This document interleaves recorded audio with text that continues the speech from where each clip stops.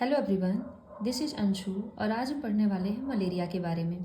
सबसे पहले तो हमें ये जानना होगा कि मलेरिया हमारे क्लास 12th बायोलॉजी के ह्यूमन हेल्थ और डिजीज़ चैप्टर का एक बहुत ही इम्पॉर्टेंट पार्ट है। इससे आपके बोर्ड एग्जामिनेशन में भी सवाल आते हैं और अगर आप वाइवा की प्रैक्टिस कर रहे हैं प्रैक्टिकल के लिए तो वहाँ भी ये बहुत ही एग्जामिनर होते हैं उनका फेवरेट टॉपिक होता है। चलिए अब हम लोग देखते हैं मलेरिया के बारे में। तो अगर मलेरिया की बात किया जाए तो ये एक प्रोटोजोवन डिजीज है। प्रोटोजोवन डिजीज होने का मतलब है कि इसका जो कॉजेटिव एजेंट है वो प्रोटोजोआ समूह से बिलोंग करता होगा। कॉजेटिव एजेंट की अगर बात किया जाए तो वो प्लाज्मोडियम होता है। प्लाज्मोडियम की कई सारी स्पीसीज होती हैं जो मलेरिया कॉज करती हैं, जैसे कि Plasmodium oval, Plasmodium falciparum, Plasmodium malaria, Plasmodium vivax. तो ये कई सारी स्पीसीज हैं प्लाज्मोडियम की जिनकी वजह से मलेरिया होता है। इसमें अगर हम देखें तो जो सबसे डेंजरस मलेरिया है जिसको कि मैलिग्नेंट मलेरिया बोलते हैं वो प्लाज्मोडियम फैल्सीपेरम से होता है। तो हमें ये वाली बात भी याद रखनी है कि प्लाज्मोडियम की 4 स्पीसीज हैं, प्लाज्मोडियम ओवेल, फैल्सीपेरम, मलेरिया और वाइवेक्स। और इन चारों में जो सबसे डेंजरस है वो कौन सा है? फैल्सीपेरम। नाम भी इसका बड़ा है तो याद कर लेना कि जिसका नाम सबसे बड़ा था वही सबसे डेंजरस मलेरिया कॉज करता था। अब अगर हम देखें तो मलेरिया का पॉजिटिव एजेंट तो प्लाज्मोडियम है, मगर इसका वेक्टर यानी कि जो एक जगह से दूसरे जगह डिजीज को स्प्रेड कराने में हेल्प करता है वो कौन है? तो वो एक मॉस्किटो है। इस मॉस्किटो का नाम हमें पता होना चाहिए कि कोई भी मच्छर नहीं मलेरिया कॉज कर देगा। इसके लिए एक पर्टिकुलर मॉस्किटो है जिसको बोलते हैं फीमेल एनाफिलीज। तो एनाफिलीज स्पीसीज का नाम है मॉस्किटो का, और इसमें भी केवल फीमेल्स जो होती हैं वही ये डिजीज कॉज करती हैं। कभी कभी क्वेश्चन पूछा जाता है कि मेल क्यों नहीं डिजीज कॉज करता है, तो आप आंसर देंगे इसका कि मेल का जो माउथ पार्ट होता है वो इस तरह से डिज़ाइन नहीं किया गया होता है कि वो ब्लड को सक कर सके। तो सकिंग टाइप का जो माउथ पार्ट है वो फीमेल में ही होता है, और फीमेल्स को अपने एग के लिए कैल्शियम की नीड होती है जिसकी वजह से वो ऑर्गेनिज्म या कई सारे जीवों का ब्लड सक करती हैं। मेल जो होता है वो सिर्फ फ्रूट के जो नेक्टर होते हैं उस पर डिपेंडेंट रहता है, वो खाने के लिए फल के रसों को सक करता है बस। ठीक है ना। अगर होस्ट की बात करें तो होस्ट इसके 2 होते हैं, एक प्राइमरी होस्ट और एक होता है सेकेंडरी होस्ट। तो कभी कभी आपसे पूछ लिया जाता है कि प्राइमरी और सेकेंडरी होस्ट को आप डिफ्रेंशिएट कैसे करेंगे। तो प्राइमरी होस्ट यानी कि जो प्राथमिक पोषक होता है वो इसमें मॉस्किटो होता है, मच्छर होता है, क्योंकि इसी के अंदर जो प्लाज्मोडियम है वो अपना सेक्सुअल रिप्रोडक्शन करता है। तो जिस भी जीव के अंदर जो जीव पॉजिटिव एजेंट होता है वो सेक्सुअल रिप्रोडक्शन करे यानी कि लैंगिक जनन करेगा उसको हम बोलेंगे प्राइमरी होस्ट यानी कि प्राथमिक पोषक। सेकेंडरी होस्ट यानी कि द्वितीयक पोषक जो होता है वो ह्यूमन होता है, क्योंकि ह्यूमन के अंदर प्लाज्मोडियम एसेक्सुअल रिप्रोडक्शन करता है। तो फिलहाल हमने 4 चीजें जानी कि मलेरिया एक प्रोटोजोअन बीमारी है जो कि प्लाज्मोडियम से होता है, इसका वेक्टर मॉस्किटो मच्छर होता है और इसमें भी मादा एनिफिलीज होती है इसकी वेक्टर, और होस्ट इसमें 2 होते हैं, प्राइमरी सेकेंडरी। प्राइमरी में मॉस्किटो है और सेकेंडरी में ह्यूमन है। इसी के साथ हमने प्राइमरी और सेकेंडरी के डेफिनेशन भी सीखे कि जिसमें सेक्सुअल रिप्रोडक्शन होगा वो प्राइमरी होस्ट होगा, जिसमें एसेक्सुअल रिप्रोडक्शन होगा वो हमारा सेकेंडरी होस्ट होगा। अब हम चलते हैं प्लाज्मोडियम की लाइफ साइकिल को समझने के लिए कि प्लाज्मोडियम का लाइफ साइकिल कैसे होता है।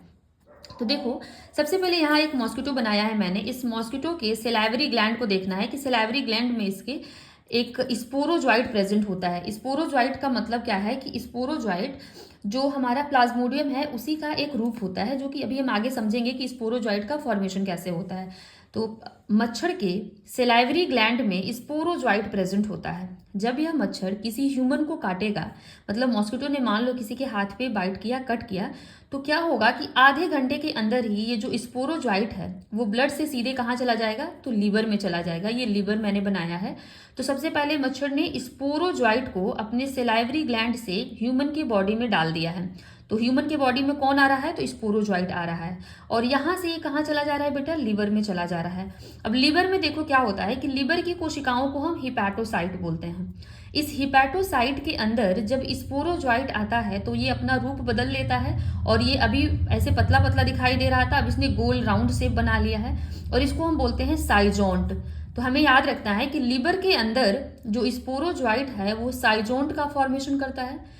यह साइजोंट लीवर कोशिकाओं के अंदर एसेक्सुअल रिप्रोडक्शन करेगा, मतलब कि मल्टीपल फिजन करेगा और लैंगिक जनन करेगा, जिससे इसके नंबर बहुत ज़्यादा बढ़ जाएंगे। जो ये नंबर बहुत ज़्यादा बढ़ जाते हैं उन्हीं को हम मीरोजॉइट बोलते हैं। साइजोंट ने अलैंगिक जनन यानी कि एसेक्सुअल रिप्रोडक्शन करके मीरोजॉइट बना लिया लिवर के अंदर। अब मीरोजॉइट की संख्या जब बहुत ज़्यादा बढ़ जाएगी तो ये लिवर्स की जो कोशिकाएं होती हैं, लिवर की कोशिकाओं को तोड़ देंगे और यहाँ से निकल के ये सीधे आ जाते हैं आरबीसी में, यानी कि लाल रक्त कोशिकाओं में। आरबीसी रेड ब्लड कार्पसेल्स में आ जाते हैं। जब ये लीवर से यहाँ आते हैं तो फिर से ये अपना रूप एक बार बदलते हैं और यहाँ पे वो ट्रोफोजॉइट का फॉर्मेशन करते हैं। तो आपको याद रखना है कि कहाँ पे कौन सा रूप ये अपना रख रहे हैं।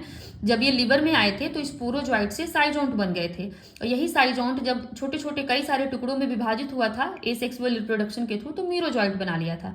जब ये लीवर से आरबीसी में आ रहे हैं तो उन्होंने अपना रूप बदल लिया है और अब ये ट्रोफोजॉइट कहला रहे हैं। ट्रोफोजॉइट के स्ट्रक्चर में क्या होता है ना कि इनका जो न्यूक्लियस होता है, देखो, एक किनारे की तरफ चला जाता है और बीच में खाली जगह यानी कि वैक्यूल भर जाता है।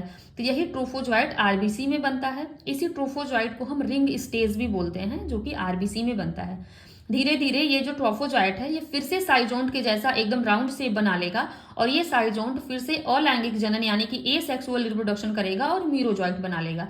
तो हमने क्या देखा कि लिवर में भी अलैंगिक जनन हो रहा था, एसेक्सुअल रिप्रोडक्शन हो रहा था।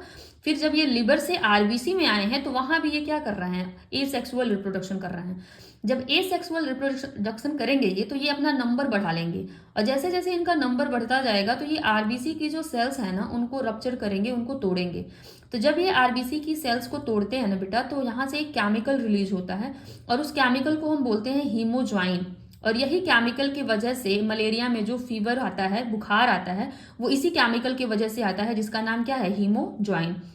अब देखो, इन्होंने आरबीसी को तोड़ा, हीमोज्वाइन रिलीज हुआ, उससे हमें क्या हुआ, फीवर हुआ।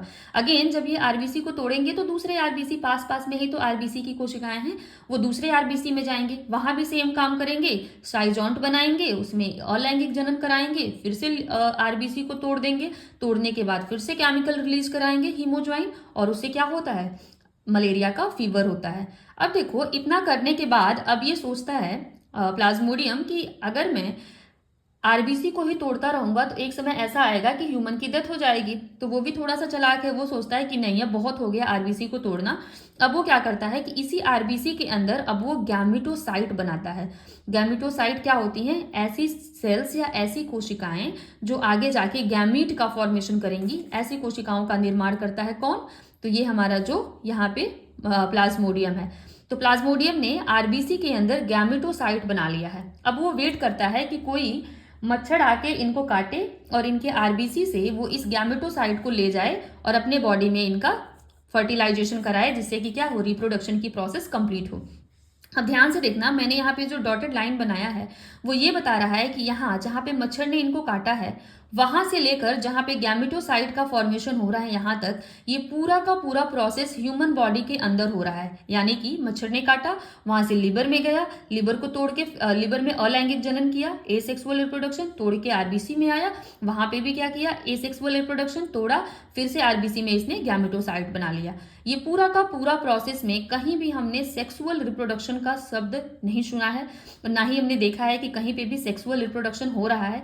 इस वजह से ये जो ह्यूमन है हमारा, वो कौन सा होस्ट हो जाता है, वो सेकेंडरी होस्ट हो जाता है, क्योंकि यहाँ पे सिर्फ और सिर्फ एसेक्सुअल रिप्रोडक्शन हो रहा है।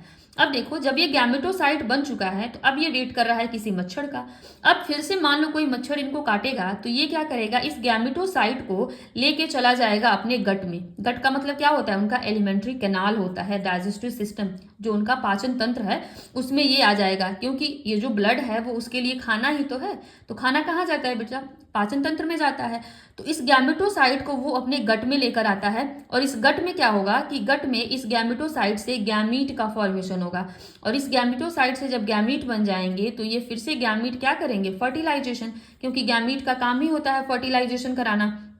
तो गैमेटोसाइट गट में गया, गट में गैमीट बनाया, गैमीट ने फर्टिलाइजेशन करके जाइगोट बना लिया। अब ये जो जाइगोट बना है वो फिर से क्या करेगा, स्पोरोजॉइट बनाएगा। हमने स्पोरोजॉइट सुना था अभी, और ये जो स्पोरोजॉइट बनेगा ये फिर से कहाँ चला जाएगा, मच्छर के सलाइवरी ग्लैंड में, और जाके वहां पे ये क्या करेगा, फिर से मलेरिया के डिजीज को दूसरे लोगों में स्प्रेड कराएगा सेम प्रोसेस के थ्रू। जब ये किसी को काटेगा तो स्पोरोजोइट उसके बॉडी में इंसर्ट करा देगा। तो अभी फिलहाल हमने इस पूरे प्लाज्मोडियम के लाइफ साइकिल में क्या सीखा, एक सिंपल सा एक लाइफ साइकिल बताऊंगा अगर आपको।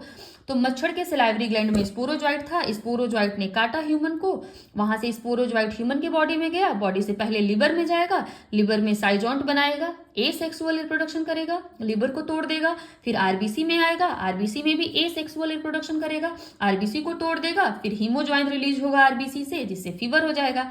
आरबीसी में ही ये गैमेटोसाइट बना के वेट करेगा कि गैमेटोसाइट को कोई मच्छर लेकर जाए अपने पास। जैसे मच्छर काटेगा ह्यूमन को, गैमेटोसाइट उसके गट में जाएगा, गट में गैमीट बनेगा, गैमीट से फर्टिलाइजेशन, फर्टिलाइजेशन से जाइगोट बनेगा, और जाइगोट से फर्दर हमारा स्पोरोजोइट बनता है, जो कि स्पोरोजोइट फिर से सलाइवरी ग्लैंड में चला जाता है। तो ये पूरा का पूरा हमने देखा प्लाज्मोडियम का लाइफ साइकिल। अब देखते हैं कि कुछ ऐसे इंपॉर्टेंट क्वेश्चंस होते हैं जो कि आपसे पूछे जाते हैं मलेरिया के रिगार्डिंग। तो इससे बाहर मैं पूरी गारंटी के साथ बोल सकती हूँ कि कोई भी क्वेश्चन मलेरिया से आपसे नहीं पूछा जाएगा। तो चलिए देख लेते हैं क्या क्या क्वेश्चंस हैं। पहला तो ये होता है कि ह्यूमन के लिए इन्फेक्शियस स्टेज क्या होता है मलेरिया में, मतलब ह्यूमन के बॉडी में मलेरिया में कौन सा स्टेज इंसर्ट कराता है जो मॉस्किटो है। तो हमने देखा था अभी स्पोरोजोइट होता है, तो ह्यूमन के लिए इन्फेक्शियस स्टेज क्या हो गया बेटा, स्पोरोजोइट हो गया। दूसरा क्वेश्चन देखो कि फर्टिलाइजेशन कहाँ होता है प्लाज्मोडियम का, ह्यूमन में कि मच्छर में, ये भी पूछा जाता है। तो आपको याद होगा कि ह्यूमन में तो सिर्फ गैमेटोसाइट बना था, तो फर्टिलाइजेशन कहाँ होगा बेटा, फर्टिलाइजेशन होगा मच्छर के गट में। यहाँ पे हमने देखा था ना, गट में फर्टिलाइजेशन हुआ था। अगेन तीसरा क्वेश्चन कि एसेक्सुअल रिप्रोडक्शन कहाँ पे होता है मलेरिया में। तो एसेक्सुअल रिप्रोडक्शन की अगर बात की जाए बच्चा, तो हमने देखा था लिवर में होता है, और कहाँ होता है, आरबीसी में होता है। तो लिवर और आरबीसी में एसेक्सुअल रिप्रोडक्शन होता है। चौथा क्वेश्चन देखो कि गैमेटोसाइट कहाँ बनते हैं इसमें। तो गैमेटोसाइट का फॉर्मेशन हमने अभी देखा है कि आरबीसी में गैमेटोसाइट बन रहा है, तो आंसर हमें पता है कि गैमेटोसाइट ह्यूमन के आरबीसी में बनता है। लास्ट क्वेश्चन पूछ लिया जाता है कि मलेरिया का जो फीवर होता है वो किस केमिकल की वजह से होता है। तो सिंपल सा आंसर है हीमोजॉइन, जो केमिकल है, जो आरबीसी जब टूटती है तो हीमोजॉइन रिलीज होता है, और उसी की वजह से क्या होता है, हमारा ये फीवर होता है मलेरिया का। तो ये हमने टोटल पूरा बेटा देखा 10 मिनट के अंदर मलेरिया के बारे में, और मलेरिया में इससे बाहर कोई भी क्वेश्चन नहीं आएगा, ये मुझे पूरा विश्वास है। बस इसको 2-3 बार देख लीजिएगा, आपका मलेरिया पूरा ये तैयार हो जाएगा। चलिए, थैंक यू, कीप वॉचिंग।